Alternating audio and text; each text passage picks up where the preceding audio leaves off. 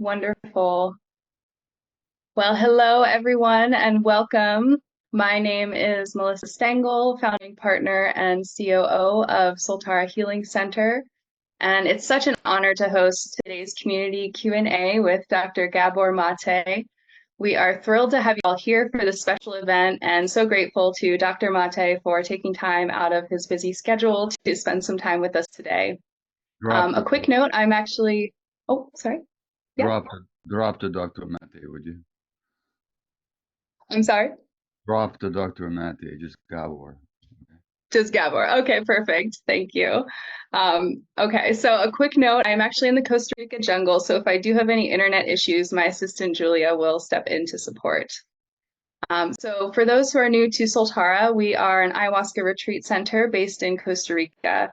We work closely with indigenous Peruvian Shipibo healers and their deeply rooted wisdom tradition in combination with modern and holistic therapeutic support to provide a safe and integrative approach to healing.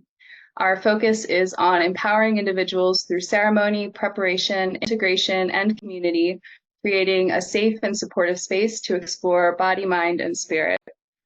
I am so pleased to welcome you all, as well as Gabor, who serves on our advisory board alongside luminaries such as Dr. Dennis McKenna and Dr. Bia Labate, and likely needs no introduction, but I'll share a very brief one.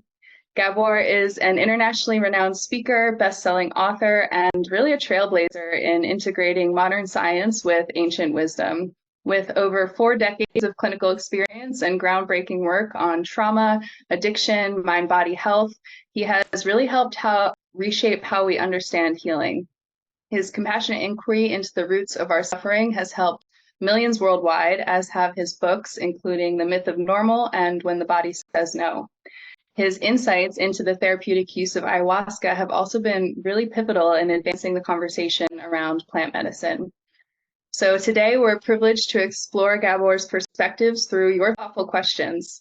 Thank you so much to everyone who submitted questions via our form. We've curated as many as possible, and those we've selected have been notified in advance. So when I call your name, please feel free to unmute yourself and ask your question directly on camera. If you're not present or able to ask, we will move on to the next participant to keep things flowing. A quick note that this event is being recorded and will be shared on our Nectara platform and YouTube. And if you'd like to learn more about Soltara, you can visit us at soltara.co or follow us on social media. So without further ado, let's begin. Gabor, thank you so much for being here. Is there anything you'd like to share before we dive into the Q&A? Okay, wonderful. Thank you so much. And okay, so with that, I'd like to invite first to kick us off a dear friend of Soltara, as well as myself, former Aspen City Council member Skippy Mesrel, to start us off with his question. Oh, wow. Melissa, thank you so much.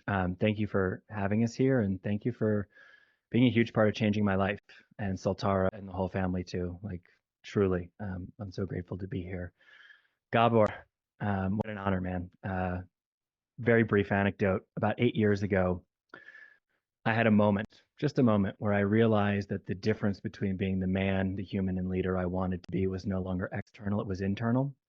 I had no idea what that meant, but I heard about this guy who wrote a book about ADHD and a book about addiction, 2 things that I knew well, and you were really the start of my journey.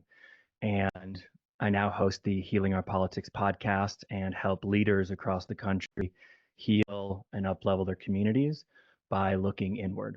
And so the question I want to ask you is the question we finish every episode with, which is that our listeners are what Teddy Roosevelt would have called the humans in the arena.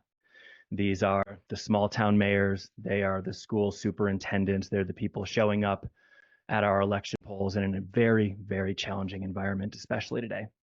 So if you were to leave them with just one thing, it could be a quote, a practice, a resource, an idea, a perspective that would best resource them to be a vector for healing our politics by doing that work first for themselves, what would that be?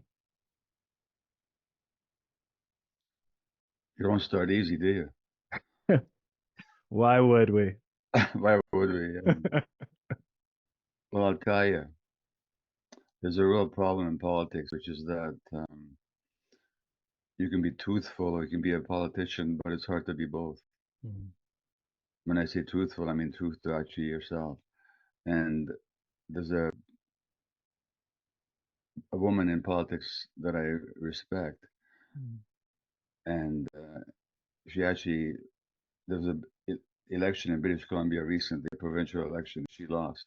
Mhm. But I was talking to her a couple of years ago. Well, she's very principled, and I was talking to her, and she said the only way to stay authentic in politics is not to worry about being reelected. Mhm. And she wasn't. Mm. Uh, now you can't, if you're really idealistic and if you want to transform society in a healthy way,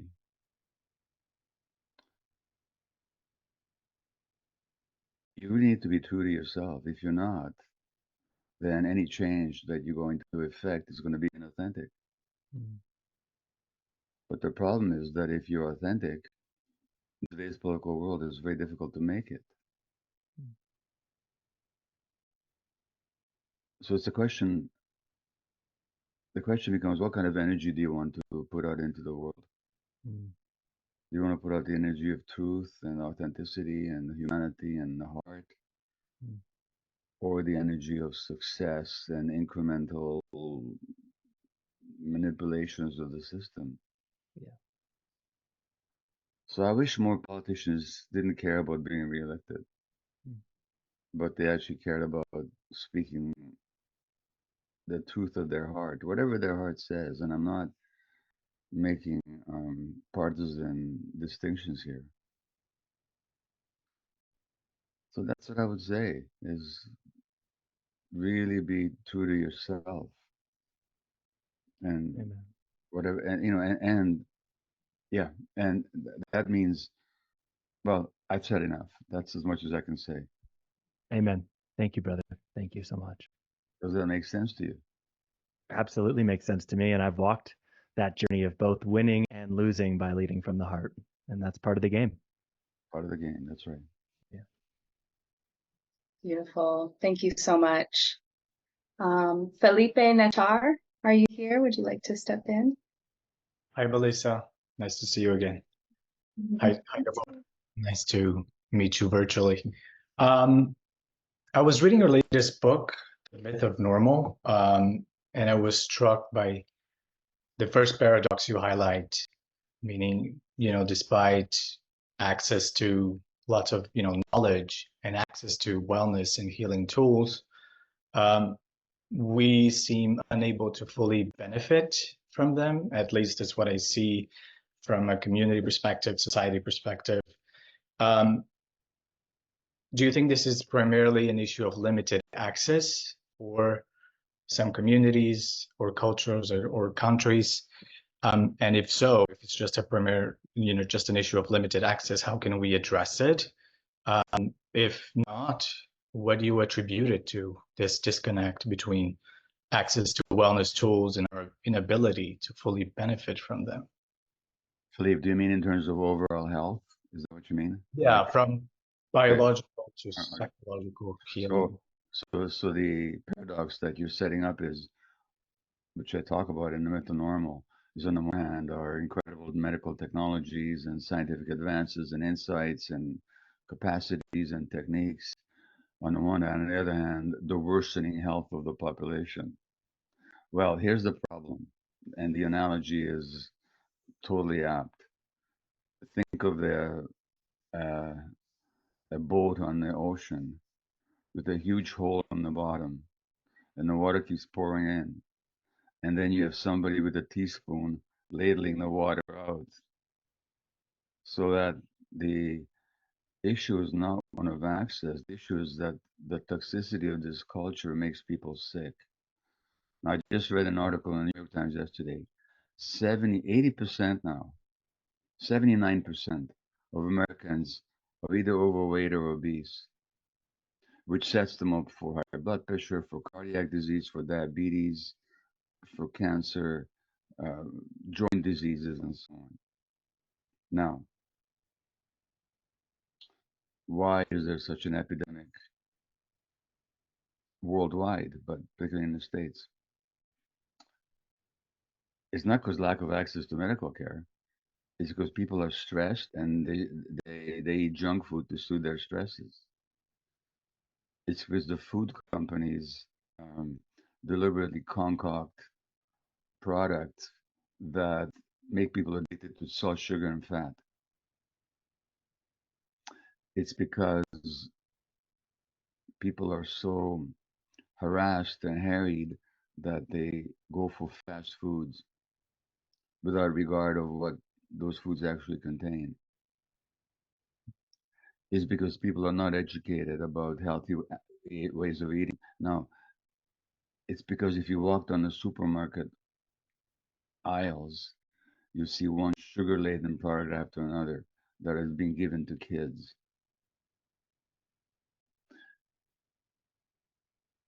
It's because of poverty where healthy food becomes forbiddingly expensive.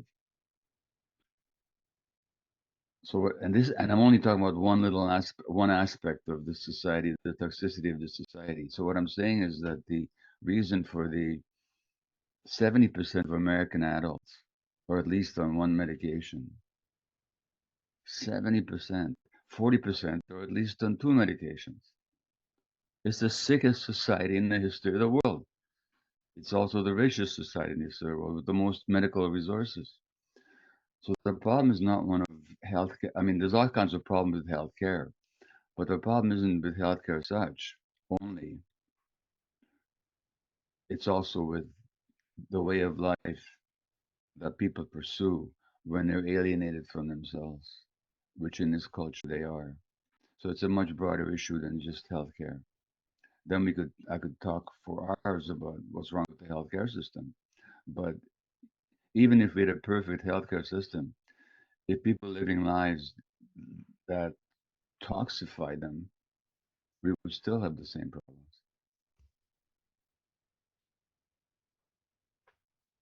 Thank you. All right, thank you. Thank you so much. Tiffany Montanari, we've got a couple questions from you, I think. Hi, Gabor. I probably sound like a broken record, but truly thank you so much for what you do and the work that you put out. I'm personally interested, in how your work and your own healing journey specifically intersects with ayahuasca. Yeah. And we were just talking about the healthcare system broadly. So I'm curious, in your ideal vision of a healthcare, health building system, where would something like ayahuasca factor in? Yeah. So I first found out about ayahuasca after I wrote my book on addiction in the realm of hungry ghosts. And as I was traveling on a book tour with that work, every once in a while, somebody would put their hand up and ask me, well, what do you know about ayahuasca and the healing of addiction? And I'd say, I know nothing. Yeah, because what did I know? Nothing. I mean, nothing about psychedelics in general. Then at the next talk, what do you know about, nothing. What do you, next talk? And I finally got sick of the question because I thought, well, for God's sakes, I've just spent 3 years pouring my life's work into this book. Can you ask me about the one thing I don't know anything about?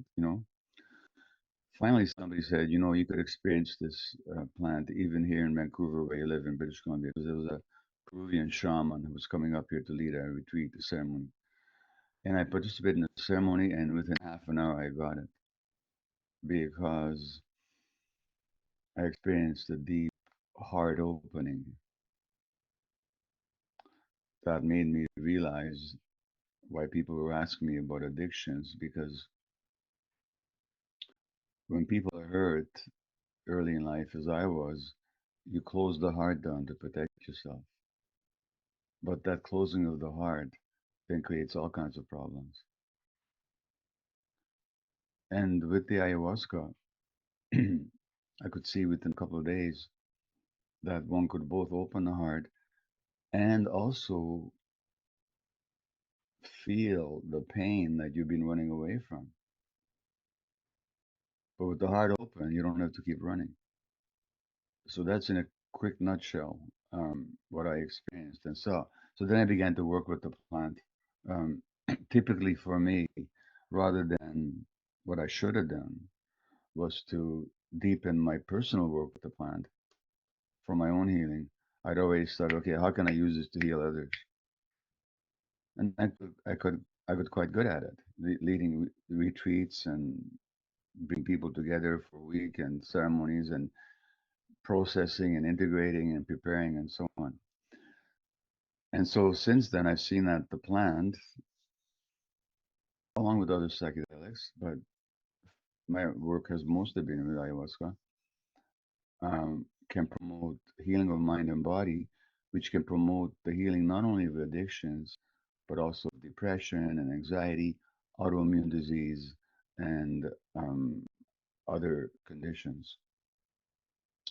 So, as to your question as to how that would fit in with, and and my arrangement with Soltara is that um, because I'm on the board of advisors, I do have the privilege of offering scholarships to a number of people every year to go to Soltara. And I've worked with Soltara is not the only ayahuasca center I've worked with. Um, so I've seen what the plant can do. So how would this fit into a healthcare system? Well, ideally, the completely irrational illegality of the plant in North America would be ended. I mean, it's just irrational. I mean, it's not that there are no potential hazards. Like with any modality of healing, the potential hazards, which don't come from the plant as such, they come from how it's used and who leads the ceremonies and how much integrity and how much experience they've had. But ideally, um, these plant medicines would be available for people in an affordable way, because that's the other issue. It's not cheap to go to Soltara. And even in North America, if you find a good provider, which is always underground, you're going to have to pay a fair bit of money to participate even in one ceremony, let alone a series of ceremonies.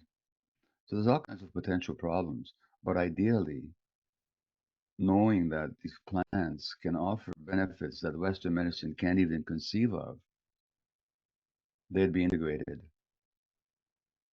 into an open healthcare system where people will be made aware of these potentials of these plants, particularly ayahuasca, where authentic ayahuasqueros could lead ceremonies for people, where people trained in therapy and people trained in knowing how to prepare people for ceremony and how to help them integrate what they've learned into their lives. These would be incorporated into a much more open and broader healthcare system than we have right now. Ideally, again, there'll be all kinds of practical problems with availability of properly trained ayahuasqueros, let alone the question of appropriating cultural appropriation, which is another issue. So it has to be done with respect for the origins and the originators of these modalities. There's the question of cost and all kinds of problems. But these could be worked out given some goodwill and given some expertise. So I'd like to see them integrated to the degree that's possible. Thank you so much. And as just a quick follow to that, you talked a lot about heart opening. And, I've heard you speak about your ayahuasca experiences in other places, but I'd love to know more specifically because the ayahuasca purge is something that a lot of people are afraid of before going Yeah. into ceremony. And I'd love to know from you personally, what does the purge mean to you? And how does that factor into the healing that you can find? Well, if you people confuse the purge with being, like when you say I got sick to my stomach, People talk about throwing up. So people confuse the purge with getting sick, but it's the opposite. If you read Dante's Divine Comedy, the first book is about Inferno, hell. The second book is about purgatory, where people are purged of their sins. And if you look at the Aramaic or Greek meaning of the word sin, it's not some terrible thing you did. It's a mistake you made. It's a misunderstanding that is where you missed the mark.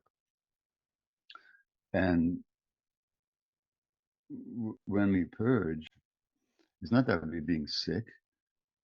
It's that we're getting rid of material or expelling material that doesn't belong to us, that somehow toxified us. So I myself, when I take part in ayahuasca ceremony, not that I like sitting there with that queasiness in my belly, I really don't like it. But boy, do I feel great after I purge. There's just a whole body ease and relaxation and sense of wellness, not a sense of wellness, a wellness.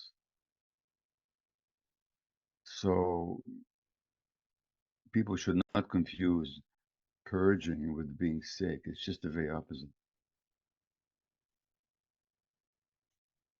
Thank you so much, Gabor. Yeah. Thank you so much. Chelsea Chisholm Vargas, you want to ask your question? Yes. Hi, y'all. Hi, Brother Gabor. It's nice to meet you here. My name is Chelsea, and I should say too, before I just straight up ask my question, I am a community organizer, community health worker here in Chicago.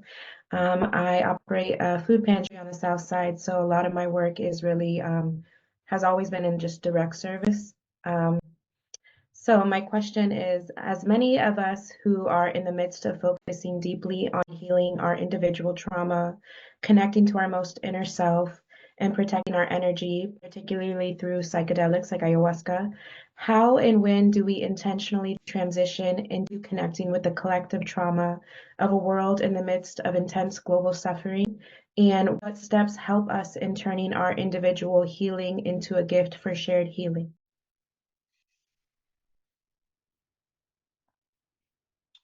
Yeah, that's a difficult one. And it's difficult because when people come to ceremony, they have recognized that there's something to work on, some healing that needs to happen. But you can't force anybody to come into ceremony. You can't force anybody to seek healing. And it is a very sick world if we look at it today, even without going to the specific politics, uh, even without going in. I mean, I could talk about suffering that's taking place. As we know, children are being killed, mutilated. People are being threatened with deportation. Families are being threatened with being broken up. Poverty is affecting so many people. But you can't heal people, you can't force people into healing until they recognize that there's some healing needed. So healing is nothing we can impose on anybody else. So where does that leave us? First of all, it leaves us having to decide, each of us for ourselves, what kind of energy do you want to bring into the world? A healing energy or a selfish energy, which is the opposite of healing. An energy that reflects some faith in human beings or despair. How do we approach people that we don't agree with or that don't agree with us? These are all really energetic questions that we have to work out within ourselves. So what do we bring to this question that you're raising?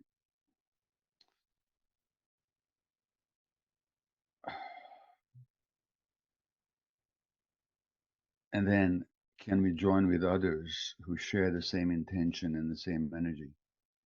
In other words, do we just um, labor on by ourselves as individuals, or can we come together in communities with like-minded people? And then it's a question of location and possibility. Like, what can you do? I mean, I, I'm not going to ask you personally, but I imagine the recent election in the United States would have generated a lot of anxiety for a lot of people, a lot of fear, perhaps. For other people, the election was a vindication and a victory. I don't know how to bring those two sides together. I have no idea. All I can say is, how can we show up in this world as individuals and as communities and as groups, trying to bring as much healing energy and hoping that that energy will then attract others. Beyond that, your question is a social and a political one. And I'm not going to put myself into a position of advising people on that, because my politics is not the same as other people's politics. And unfortunately, in this world today, people are living in bubbles where there's barely even communication. People in one group and another. That's about all I can say, and it's a very unsatisfactory answer. And I'm fully aware of the unsatisfactoriness of what I just said. But in a short conversation, that's about all I can tell you. I don't know if that made any sense to you or not, but I found myself babbling a little bit, trying to look for some proper answer here. But does any of that make sense to you?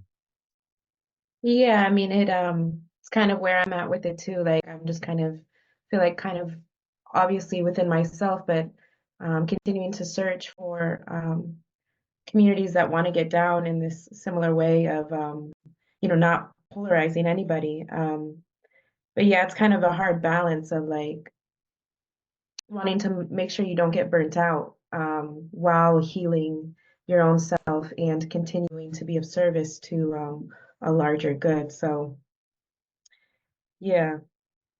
Well, that last thing you said is really important, because if you don't take care of yourself, you will get burned out. Hmm. And here's the reality. You and I and everybody else in this call could work 24/7, 7 days a week, 365 days a year, and it will only be a drop in the bucket for what's required. Hmm. And, and I don't mean that as a pejorative. I just mean that's the nature of the world.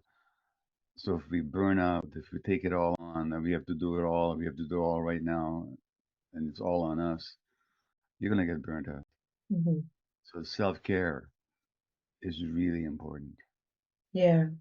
Yeah, I even found myself during my own ceremonies, like struggling with like, I'm here focusing so deeply on myself, and what does that mean to be doing that with all the suffering that's going on? I dealt with selfishness around that too. Let me ask you, sorry to interrupt, let me ask you a question. When you do that work on yourself in ceremony, does that enhance or inhibit your capacity to help others? Definitely enhance. So there's not a question of selfishness. Yeah. There's no selfishness there. Hmm. There's no contradiction there. Okay? Thank you. Thank you. Oh, so beautiful. Thank you so much, Chelsea. Miranda Sousa, are you in the room? I'm here. Hello, everyone. Hi, Gabor. Hey. Just want to say how incredibly grateful I am for you and the work that you do. My question for you today is, what practices or mindsets do you find most helpful for individuals who've made significant progress in their healing journey, but still feel trapped by residual pain from childhood trauma? Well, you're talking about all of us, including myself.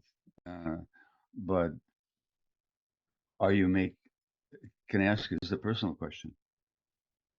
Absolutely. So can I ask you a question?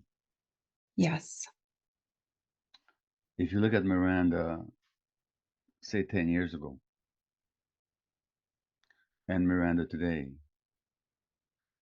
and if you compare the two Mirandas in terms of liberation from the constraints of childhood pain, which Miranda would you rather be, 10 years ago or today? Today. Right. In other words, it's an ongoing process. And your word trapped may not be appropriate. You're not trapped at all. You just haven't gone as far as you want to go yet. But trap means you're stuck in the same place. When you're trapped, you can't move. An animal caught in a trap can't move. They can't leave. They can't go somewhere else. You have not been trapped. Over 10 years, you've moved along, have you not? So why do you talk about yourself as being trapped? If you're saying, no, I'm not making you wrong for it. I'm actually asking a question. And I'll give you the answer right away. Because to the child self, it feels like I'm trapped. So that when those painful feelings and those coping mechanisms dictated by childhood pain arise, you think you're back in the same place. That's the child's mind. Because for the child's mind, the present moment is eternity. But if you actually look at it more objectively, you're moving along. So trapped, you're not. But I gotta tell you, it's a lifelong process. So as I've often said, I mean, in a couple of months, I'll be 81 years old. Okay, and honest to God, when I'm 81, I'll be able to look back and say to myself, "Thank God, I'm not as young and stupid as I was when I was 80."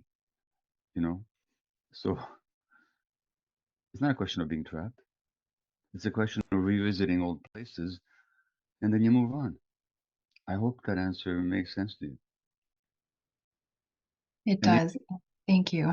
and by the way, next Tuesday morning, I have an appointment with a therapist because there's some things I've had to learn recently I haven't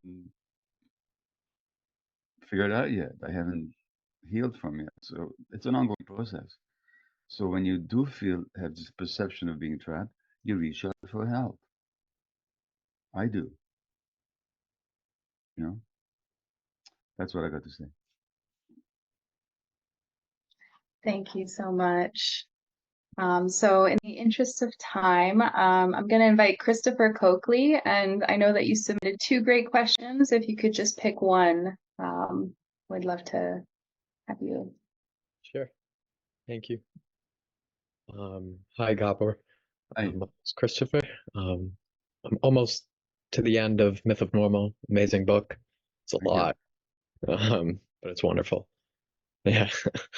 My question is if you have any advice on how to become more aware in the moment of the difference between experiencing and expressing healthy, albeit challenging emotions versus expressing or acting out of unhealthy triggered trauma response. Because when I'm in the throes of it, I can't tell often until the damage is done. And afterwards, there is a wonderful reflection, and I can feel that I grow from it and it sort of lessens over time. But in the moment, I struggle to Sure. tell the difference.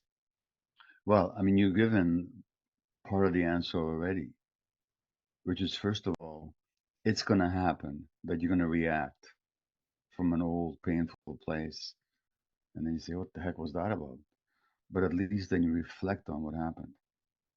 So that's a good beginning because a lot of people just react and never reflect. So they think that the problem is with somebody else or some external situation and they never come to the point of self-reflection. And if you're one of those people that you never come to the point of self-reflection, you can be president of the United States.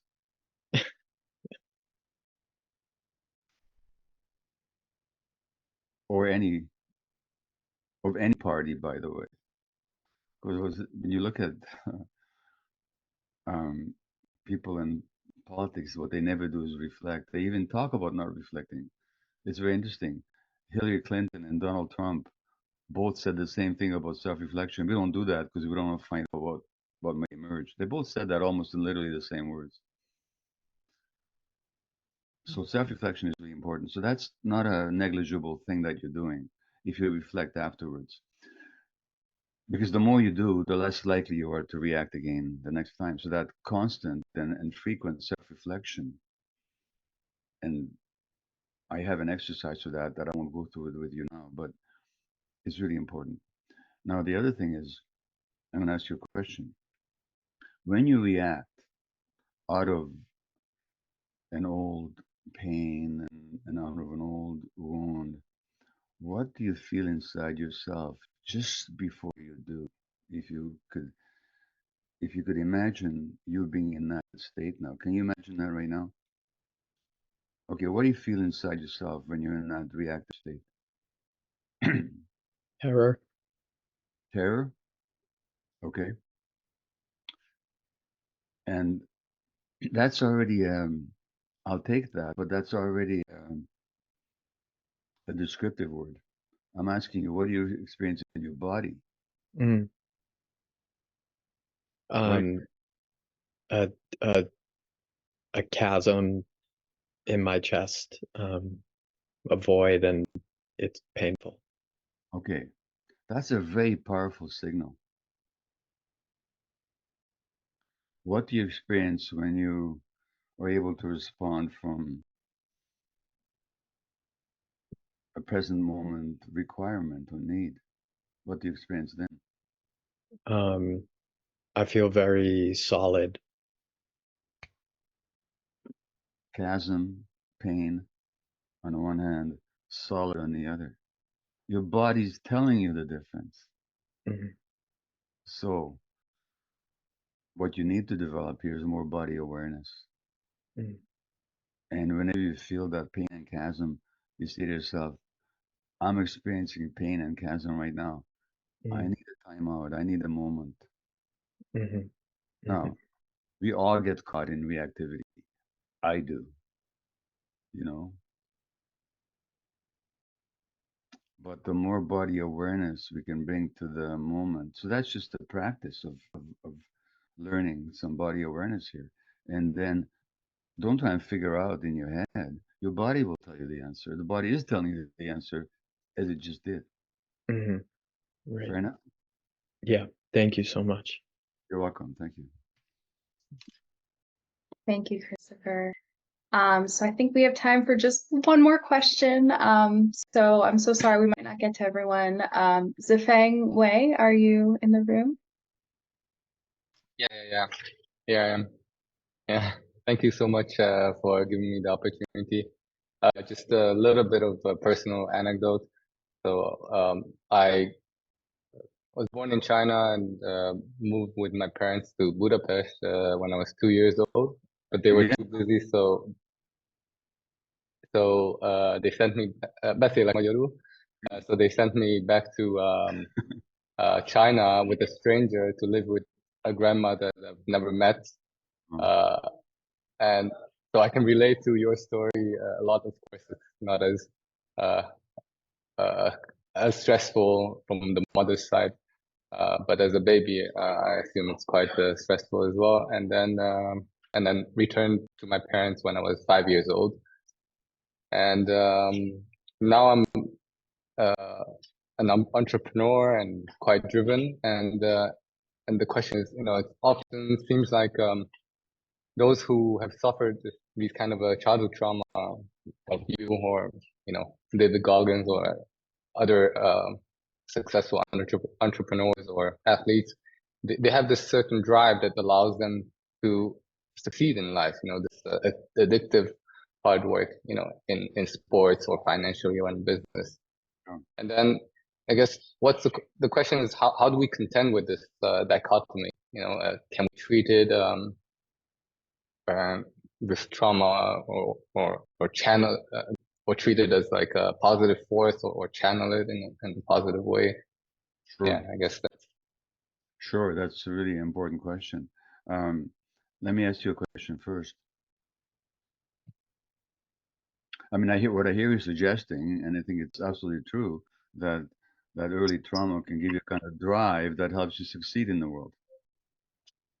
yeah. And maybe that's the reason You think you are successful.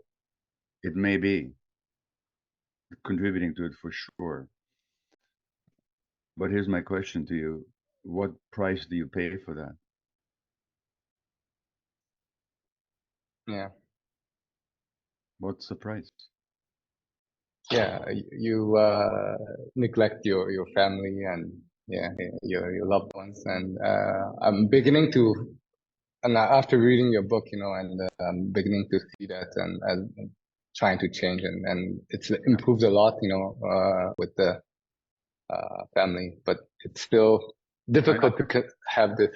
Oh, I understand. So there are two questions here. One is a theoretical one. Is that trauma necessary for success? Yeah. That's one question, but that's purely theoretical. Then there's a practical question. What is it costing you now? And do you want to continue that way? Second question you can deal with. The first question is a theoretical one. Now, here's my answer. You talked about being driven, right? The drive, the drive. Now, how much freedom is there in being driven? When a leaf is driven by the wind, how much freedom does that leaf have to choose its own direction and momentum and velocity? Does that leaf have any freedom at all? That's a question. A leaf driven by the wind, none. Yeah, not much. Not yeah. Do you want to be that leaf? Or do you want freedom? No. That's the first question. The second question is the entrepreneurship and the work that you do. It's creative work, isn't it? At the moment, no. I guess not a little bit, but not as much as electronics manufacturing. Okay. Not as much as I would like to be, yeah. And all right. In a way, I'm being driven, as you're saying, by this wind, I guess. Okay. Then you have. Let me ask you another question. Then, is there something else that's calling you? Yeah, definitely. Yeah. Okay. Now, here's the difference between being driven and being called.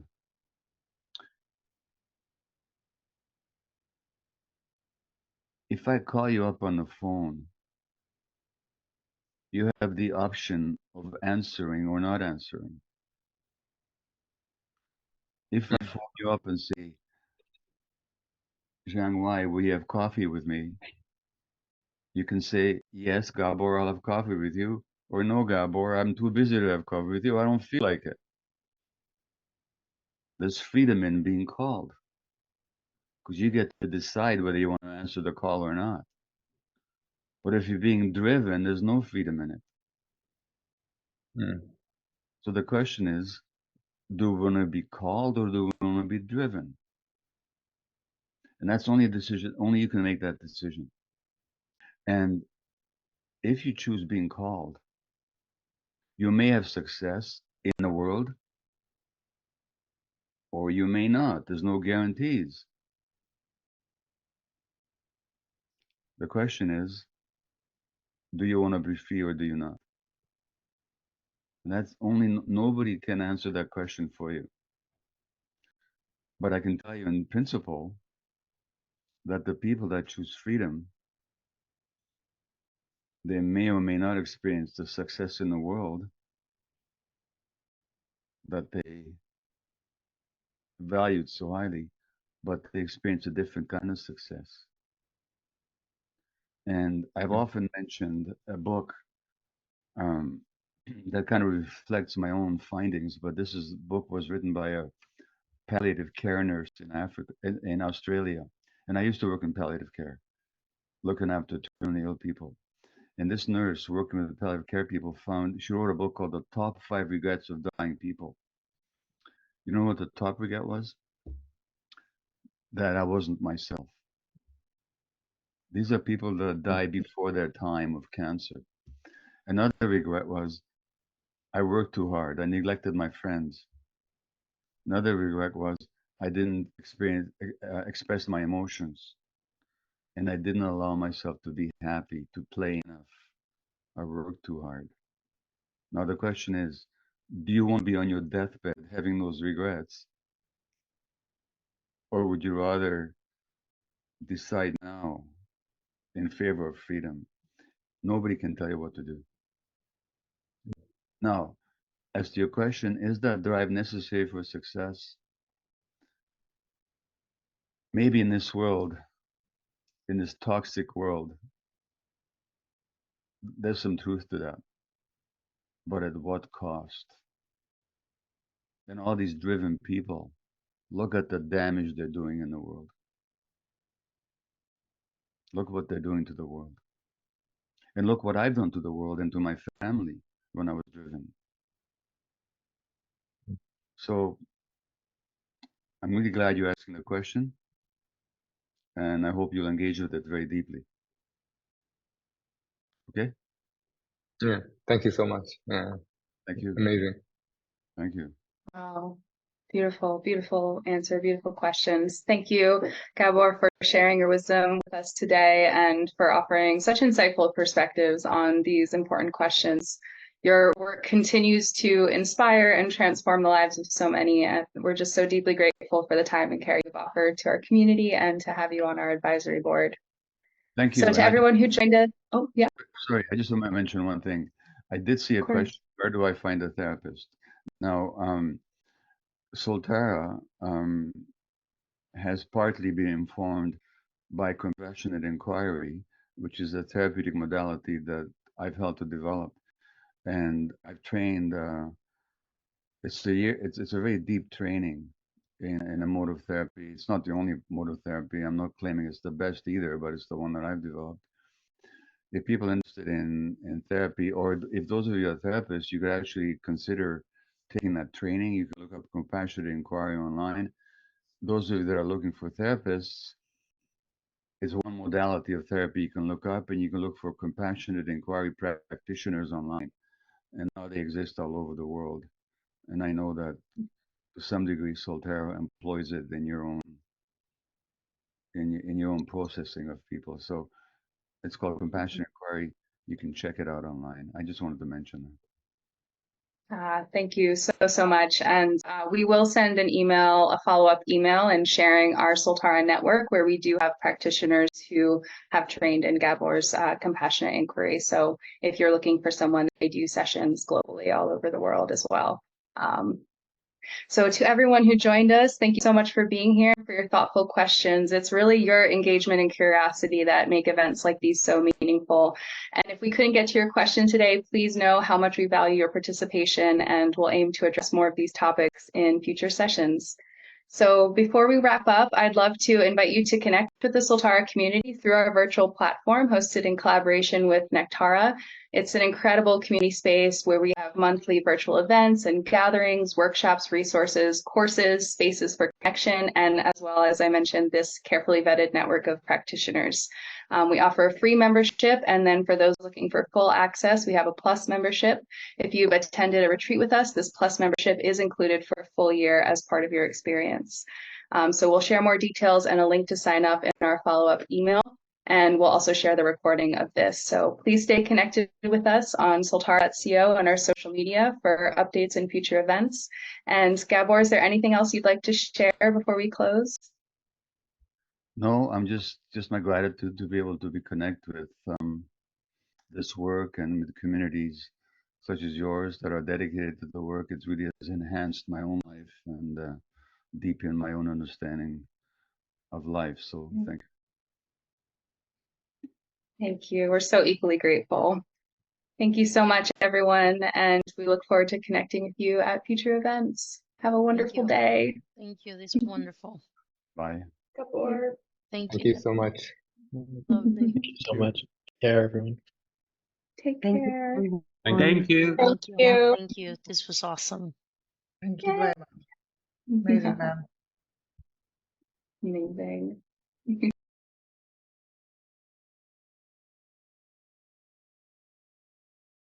Thank you all. We'll close the meeting now.